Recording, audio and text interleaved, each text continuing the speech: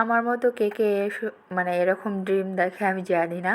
তবে আমার অনেক বেশি স্বপ্ন আরকি যে আমার যদি অনেক বেশি কখনো টাকা হয়, আল্লাহ যদি তৌফিক দেয় তাহলে আমি কক্সবাজারে একটা ফ্ল্যাট কিনে রাখবো।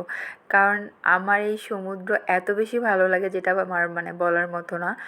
তো আমার কিছু, কিছু প্রিয় জিনিসের মধ্যে হচ্ছে সমুদ্রের পাড়ে মানে রাত জেগে বসে থাকাটা। এটা অনেক বেশি ভালো লাগে।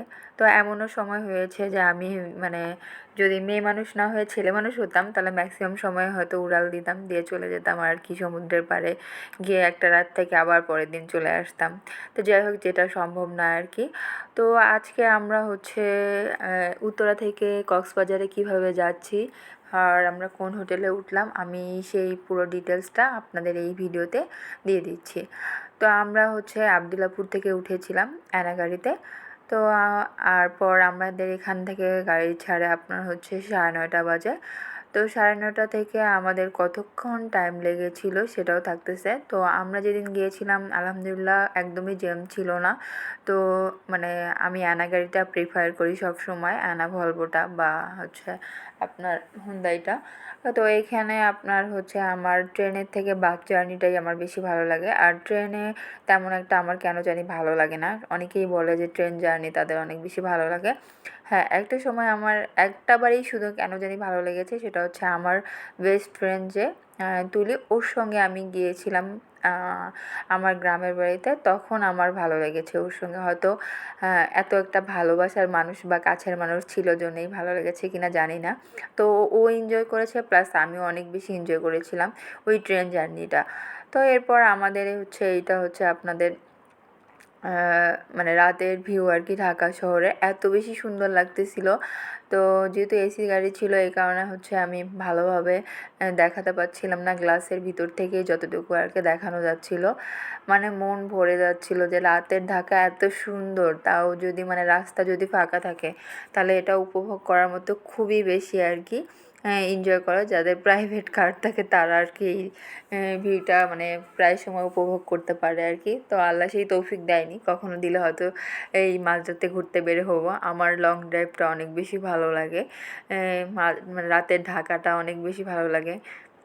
তো একবারও এরকম গিয়েও ছিলাম। তো যাই হোক যেহেতু মানে কক্সবাজার যাওয়ার জার্নিটার কথাই বলতেছিলাম, তো এটাতে চলে আসি। তো আমরা হচ্ছে মোটামুটি তখন আপনার 12:30 বাজে। তো তারপর আমরা একটা হোটেলে গিয়ে হচ্ছে আমাদের খাওয়া দাওয়া করবো একটু আর কি, ব্রেক দেয়। তো এটা ছিল আপনাদের হচ্ছে মেজবান নাম ছিল হোটেলটা। তো একসঙ্গে এদের 2-3টা হোটেল মানে ছিল। তো এটাতে আমার ফার্স্ট টাইম আর কি দাঁড়ানো, আমি এর আগে কখনো এই হোটেলে যাইনি।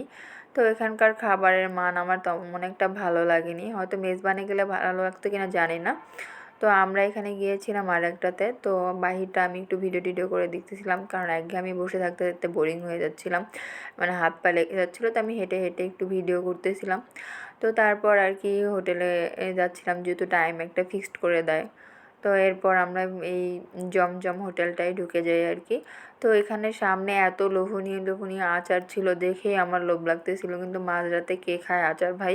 তো আমিও আর খেলাম না। আমার পাশের সঙ্গপঙ্গরা সবাই আমার ধমক দিচ্ছে, কি পাইছে শুধু ভিডিওই করে আর খাওয়ার দিকে, এখন খাবে সে মানে খাবার আর সে আচারের দিকে চলে গেছে। যাই হোক, তো এখানে আমরা মানে আমার ফোনে একটু চার্জ দিয়ে নিলাম, কারণ আমি যে সিটটায় বসেছিলাম ওটার চার্জারের ডিস্টার্ব ছিল। তো এই কারণে ভাবলাম যে একটু চার্জ দিয়ে নেই, যেহেতু ভিডিও করব আর আমার যেহেতু চার্জের একটু ইয়ে আছে। তো এই হোটেলের ভিতরটার ডেকোরেশনটা অনেক বেশি ভালো লেগেছিলো। তো এখানে আমরা খাওয়া দাওয়া শেষে চলে যাই। এরপর আমাদের প্রায় ভোর হয়ে যায়, দেখতেই পাচ্ছেন। একদম আমি ঘুমিয়ে পড়েছিলাম, ঘুম থেকে উঠে দেখি কি সুন্দর বাহিরে উঁকি মেরে দেখি যে একদম ভোরের আলো। তো এটা একটু ভিডিও করে নিলাম, মন ভরে যাচ্ছিলো। আসলে এতটা ভোরে বাহির এরিয়াটা খুব কমই দেখা হয়। আর হচ্ছে অনেক দিন পরেই দেখতেছিলাম, দেখা হয় না যে একেবারেই তা না, কারণ আমার যখন গ্রামের বাড়িতে যাওয়া হয় তখন আমার এই দৃশ্যটা প্রায় মানে দেখা হয়। কারণ আমি দেখা যায় যে রাত 8টা-9টা বাজে উঠলে আমাকে ভোরবেলা গিয়ে পৌঁছাতে হয়। অবশেষে আমাদের মানে গন্তব্যস্থলে আমরা পৌঁছে গিয়েছি, ডলফিন মোড়, প্রিয় চেনা সেই জায়গাটা। এরপর আমরা হোটেলে উঠি, এটা ছিল দি সি প্রিন্সেস হোটেল। এটা আগে আমি এটাতে ছিলাম, তো আমার অনেক বেশি ভালো লেগেছিলো। তো আর হচ্ছে আমি রিস্ক নিতে ছিলাম না, কারণ আমরা মেয়ে মানুষ ছিলাম বেশি। তো তো এই কারণে আর কি।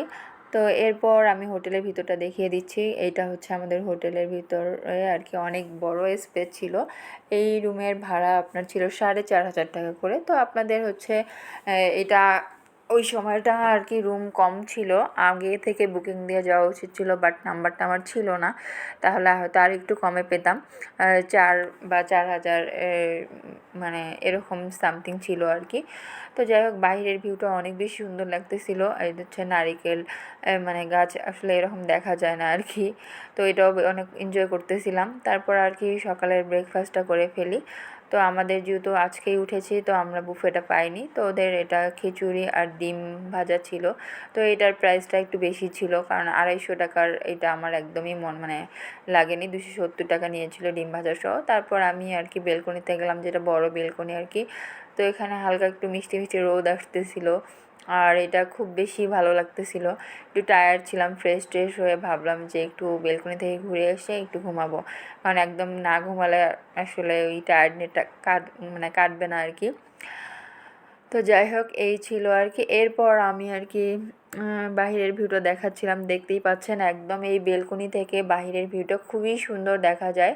আর এখন তো জোয়ার ভাটা চলতেছে, ভাটার কারণে এখন শুকনা, কিন্তু পরের দিন একদম কাছে চলে আসছিলো। তারপর আমরা দুপুরে লাঞ্চ করতে চলে যাই আর কি। তো এই ছিল আমাদের দুপুরের লাঞ্চ। আমি আলগুনিতে চলে যাই, আমাদের আলগুনিতেই ম্যাক্সিমাম সময় খাওয়া হয়, আর এই হোটেলটা থেকেই আলগুনি খুবই কাছে ছিল। আমি এটার হোটেলটার আসলে আসল কথাই বলা হয়নি। আমি উঠেছিলাম সুগন্ধা বিচে আর কি। তো সুগন্ধা বিচে একটু আপনার হচ্ছে ইয়েটা কম থাকে। তো যাই হোক, আমাদের দুপুরে খাওয়া দাওয়া খুব মজা করেই খাচ্ছিলাম সব কিছু। আমি আরেকটা ভিডিওতে পুরোটাই দিয়েছিলাম। আমার আলগুনির খাবার এত বেশি মজা লাগে যেটা বলার মতো না। আমি মনে হচ্ছে বাসায় মানে যেরকম আর কি মন ভরে খাওয়া যায় ওরকম। আর ওদের একটা চাটনি দিয়ে দেয়, যে কোনো আমের থাকে বা আমড়ার থাকে, যে কোনো কিছুই আর কি। তো খাওয়া দাওয়া শেষে আমরা পরে চলে যাই আর কি বিচের দিকে। তো এই আর কি ছিল। তো আর হচ্ছে কক্সবাজারে আমার মন কিছুদিন পর পর ছুটে যায়, যদিও সাধ্য বা সামর্থ্য কোনোটাই থাকে না, এই জন্য আর কি যাওয়া হয় না। যেটা আর কি জানি না আমার মতো এরকম ড্রিম কার আছে। তো আমি আমার ছেলেকে বা মেয়েকে বলি যে আমার বুড়া বয়সে যদি আমাকে কখনো কোনো কিছু গিফট করতে ইচ্ছা করে, তাহলে আমাকে কক্সবাজারে একটা ফ্ল্যাট দিয়ে দিস, যদি আল্লাহ তোদেরকে সেই সামর্থ্য দেয়। তো মন থেকে দোয়া করে আল্লাহ যেন তাদেরকে সেই সামর্থ্যটা দেয় আর কি। তো এরপর রেডি হয়ে সাগর পাড়ে যাচ্ছিলাম, একটু ভিডিও করতেছিলাম, মনে হচ্ছে চিৎকার করে মানে গান গাই আর কি। যদিও আমার গানের গলা খুবই বাজে, ভয়ঙ্কর। তো ভাবলাম যে ভয়ে কে না কে কোন দিকে ছোটাছুটি করে সমুদ্রের পাড় থেকে, তাই আর গানটা গুনগুন করে গাচ্ছিলাম আর পানির দিকে চলে যাচ্ছিলাম আর কি। তো এই ছিল ভিডিওটা আর কি। ভালো লাগলে লাইক কমেন্ট শেয়ার দিবেন। আল্লাহ হাফেজ, টাটা, বাই বাই।